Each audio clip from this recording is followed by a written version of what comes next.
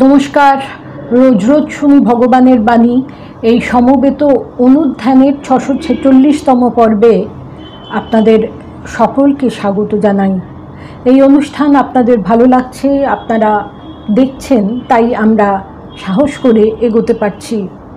আমরা আলোচনা করছি শ্রীরামকৃষ্ণের গৃহভক্ত মনমোহন মিত্রের জীবনের কিছু ঘটনা।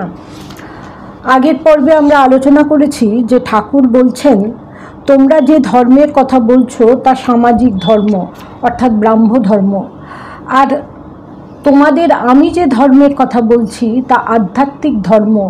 আধ্যাত্মিক ধর্ম সামাজিক ধর্মকে পরিপূর্ণতা দান করতে পারে। তখন মনমোহনবাবু বলেছিলেন, যদি আধ্যাত্মিক ধর্ম শ্রেষ্ঠ হয় তাহলে হিন্দু ধর্মের জাতিভেদ প্রথা সেটা কি সমর্থনযোগ্য? তখন ঠাকুর বলেছিলেন, শুয়োর গরু খাইয়া যদি কেহ ভগবানে মন রাখিতে পারে সে লোক ধন্য, আবার হব্বিষান্ন খাইয়া যদি কামিনী কাঞ্চনে মন ধাবিত হয় তাহা হইলে তাহাকে ধিক।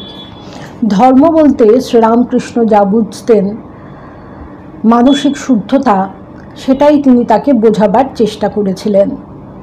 তত্ত্বমঞ্জুরিতে মনমোহন বাবু লিখেছিলেন, প্রভু আমাদিগকে নানাভাবে বুঝাইলেন, ধর্ম জগতে চলিতে হইলে অন্তর বাহির এক চাহি, জাগিয়া যে ঘুমায় তাহা সহস্র ডাকে নিদ্রাভঙ্গ হয় না।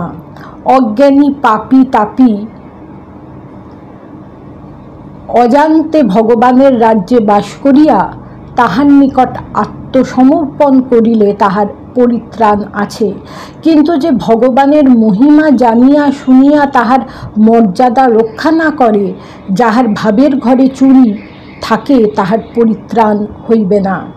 এই বলিয়া তিনি কহিলেন, গুরু কৃষ্ণ বৈষ্ণবের তিনের দয়া হলো, একের দয়া বিনে জীব ছাড়ে খারে গেল।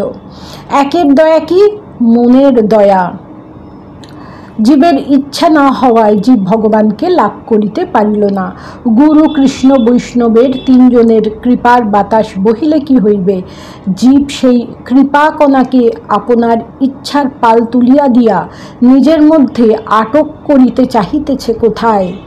তোমরা তাহাকে দেখিতে চাহিতেছ কোথায়? তাহার সহিত সাক্ষাৎ হইল না বলিয়া তোমাদের ব্যাকুলতা কোথায়? মনমোহন শ্রীরামকৃষ্ণকে বলেছিলেন, প্রভু তাকে ডাকলে কি তিনি সাড়া দেবেন?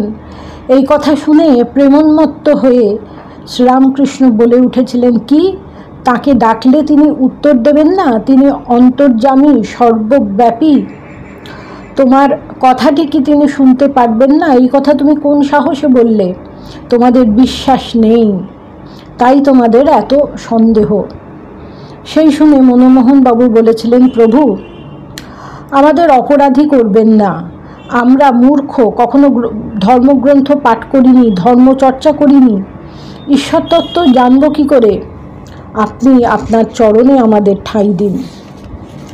তখন ঠাকুর আবার আনন্দিত হয়ে সহাস্য বদনে বলেছিলেন, দেখো কাজ না করলে তো ফল পাওয়া যায় না।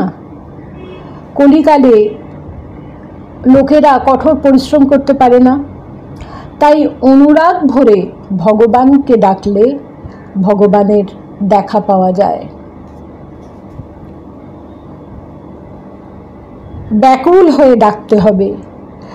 লোকে স্ত্রী পুত্রের জন্য ঘটি ঘটি কাঁদে, টাকা পয়সার জন্যে কেঁদে ভাসিয়ে দেয়, কিন্তু ভগবান লাভ করার জন্যে কত ফোঁটা চোখের জল তারা ফেলে থাকে।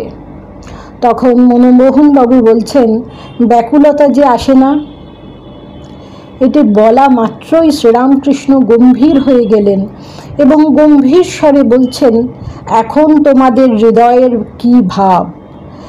এটা বলা মাত্র বলছেন মনমোহন বাবু, আমাদের বুকের মধ্যে একটা তোলপাড় হচ্ছে।